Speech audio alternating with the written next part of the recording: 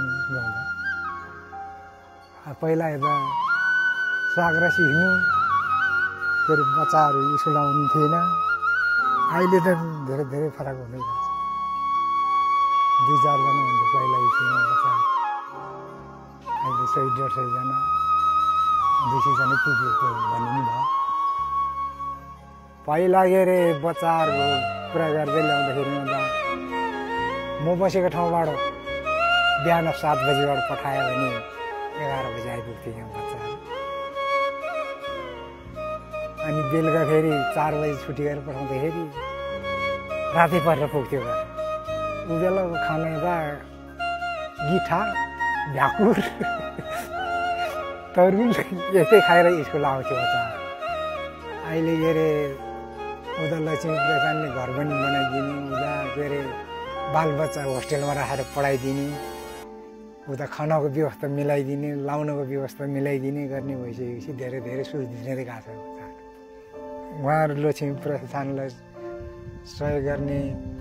साथीहरूलाई धेरै धेरै धन्यवाद चाहिँ हामी दिन चाहन्छौँ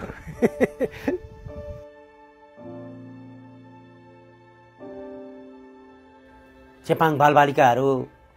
भोलि ठुला ठुला मोडलको रूपमा अगाडि आउनेछन् ठुला ठुला विशेषज्ञको रूपमा अगाडि आउन सक्नेछन् उनीहरू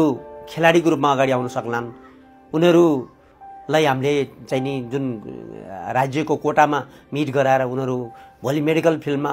सिभिल एभिएसनको फिल्डमा लगायत विभिन्न विशेषज्ञहरू बनेर अगाडि आउन सकुन् त्यो अवस्था त्यो सपना हामीले देख्न थालिसकेका छौँ हिजो 9 महिनासम्म खानाको खाद्यान्नको अभावमा 9 महिनासम्म उनीहरू गिठो भ्याकुरमा भर पर्नुपर्ने क्षेत्रका व्यक्तिहरू खास गरी अहिले छात्रावास निर्माण भएकै ठाउँ जसको 25% मात्रै जग्गा कुनै व्यक्तिको 25% मात्रै जग्गा हामीले युज गर्दा अहिले हामीले चाहिँ नि 200 जना दैनिक 200 जनाले त्यो छात्रावासमा खाना खान्छौँ र 200 जनाले खाँदा पनि त्यहाँको तरकारीहरू हामीले खतम त्यो सकाउन सकिरहेको अवस्था छैन त्यहीँ हामीले बाख्रा पालन गरेका छौँ बङ्गुर पालन गरेका छौँ खरायो पालन गरेका छौँ अब त्यहाँबाट मासु पनि हामीले प्रशस्त उत्पादन गरिसकेका छौँ र अहिले हामीलाई त्यसले ठुलो राहत पनि दिएको छ एउटा कन्फिडेन्ट के बढ्यो भने हिजो त्यत्रो अभावमा 9 महिना भोकै बस्नुपर्ने अवस्थाबाट रूपान्तरण भएर आज 200 जनाले खाँदा पनि